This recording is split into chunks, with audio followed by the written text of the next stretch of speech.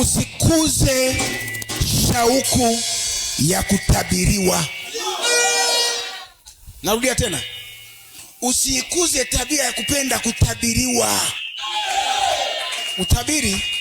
Unabii hauji kwa mapenzi ya mtu.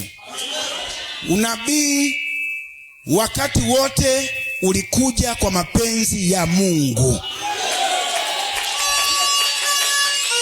Sio kwa sababu mtu amepaki gari sasa ili akae hapa atoe sadaka kubwa nitunge matabiri.